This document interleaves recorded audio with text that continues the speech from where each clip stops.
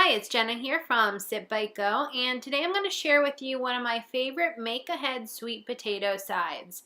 It's one of those easy sweet potato recipes that is really delicious because of the addition of blue cheese.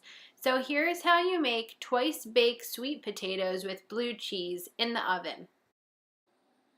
The first step takes the longest. You first have to wash and then poke holes in the sweet potato and pop it in the oven with some olive oil and salt for 1 hour at 390 degrees. This will completely soften up the inside of the sweet potato so you can later mash the insides. Once the sweet potato is baking in the oven, it's time to prepare the other ingredients. I love to add sauteed red onions to the inside of the twice baked sweet potatoes. They taste really great with blue cheese. So prep the red onion and set it aside.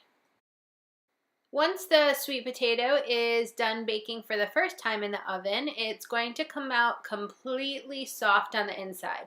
You can poke the outside with a fork to make sure that it's ready to go. Then all you do is carve out the insides with a spoon and gently remove the insides of the sweet potato from the skins. You want to preserve the skins so you can put them back in there for the twice baking part. So mash the inside of the sweet potato and then you're going to add in your ingredients so the filling can be put back in. First, I like to add butter to really soften up the center of it and hold everything together. And then I add in the caramelized red onions, mix the filling for the first time, then add some salt and pepper to season it. And then after that, I add in a generous heaping spoonful or two of the blue cheese. You can buy it either crumbled or crumble it yourself off of the block. Once all the fillings are mixed together, you pop them back inside the loaded twice baked sweet potatoes, and you can reform the skin around them so they stay in a nice shape. If you're looking for other ingredients to put inside your sweet potatoes, you can try bacon, goat cheese, marshmallows, or pecans.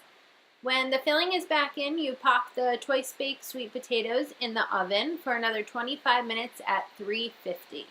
When they come out, you season them with some herbs. I like to use parsley, and of course add a nice crumble of fresh blue cheese to the top.